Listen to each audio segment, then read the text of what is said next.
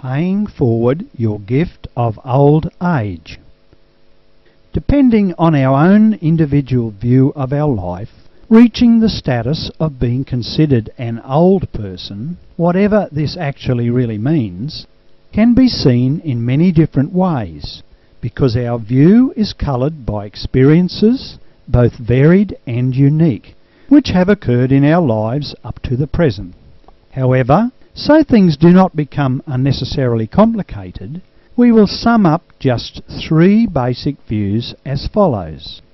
Some of us will see old age as a wonderful blessing. Some will see it as simply normal and nothing special.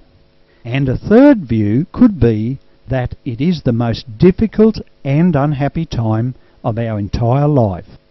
Naturally, there are certain human conditions that can have a devastating and profound influence on the quality of our lives in the later years.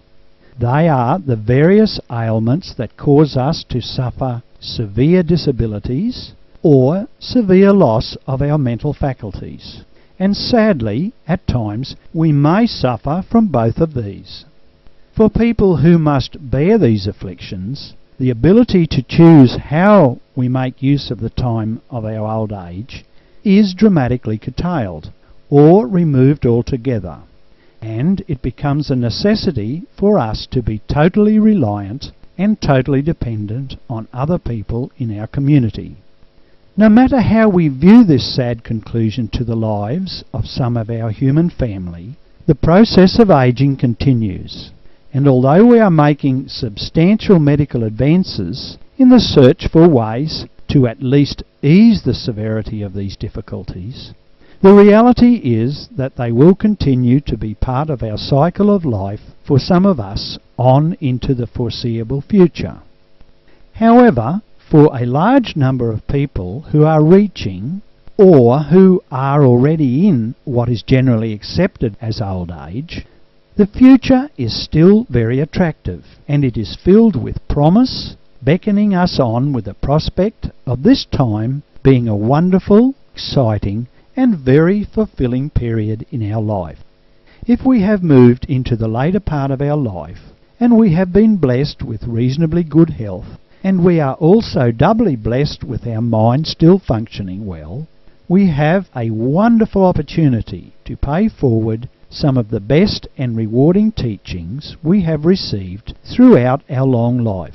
A lifetime of physical and emotional experiences will have created a very substantial mind bank upon which we can draw at any time, much like taking water out of a deep well. When we talk about paying forward some of the good fortune of our long lives, I want to make it clear that I am not talking about what we may or may not wish to do with sharing our property or financial wealth with others while we are still alive. What I am suggesting is that we look for ways to pay forward to others for their benefit and personal growth as much as possible of our best attributes, such as our love, our compassion, understanding, and patience. We should create as many avenues as we can to develop close bonds with family, friends, and as many people as we can, because it is only by our living example of the best traits we have as human beings that others can recognize the value and benefits of wanting to learn from us through our life experiences. The most significant idea we should have clear in our mind is that people will more readily accept the knowledge and experience we can pass along to them if it is lived day by day, week by week, year by year, in a peaceful, calm, stable, and loving projection of who we really are. There will be very little benefit achieved if we carry on our thoughts and feelings in the form of words or actions which will show that we are not genuinely interested in others at all. Rather, we are only satisfying our own desires and self-ego.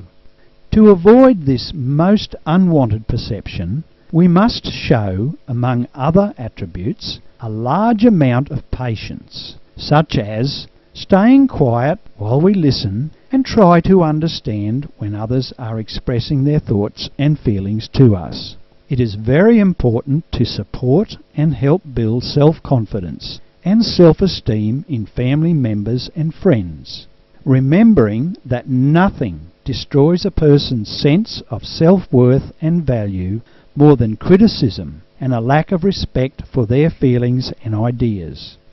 We should assist them by sharing their pleasure and sense of achievement for goals they have attained, whether they are large or small. I know from my own experience that we can all be quick at times to offer our advice, and we do this with the very best intent and from a good heart.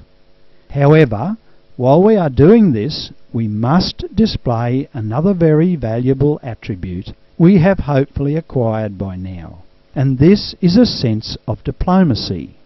Much more will be achieved from our advice if the person we are passing it to is able to receive it in an atmosphere where it is desired and welcome, and this can be best accomplished by wisely choosing the time and, in some instances, the place with some care. If you wish your advice to be of good value, please consider why, where, and when it is given. I can assure you it will bring you a great deal more satisfaction, and also, because of the natural law of receiving by giving, appreciation will be your return for your sincere efforts. In summary, if we have been blessed with the gift of a long life, we should see it not only as our own treasure, we should also see it as a gift which we have a responsibility to pay forward to the next generations following us. The most valuable asset we have at this time in our lives is our love and our ability to help younger people than ourselves to grow and have faith in themselves, to assist them to value who they are as people and have the confidence to take their rightful place in the world, both now and in the future. Old age should be taken as a state of body, but not of spirit. Our spirit grows stronger with the passing of the years and allows us the ability to continue to move forward into our future with the certain knowledge that not only have we lived a long life, but a very valuable one as well, and we can travel through the twilight of our years, knowing our life has had reason and achievement, and we are paying that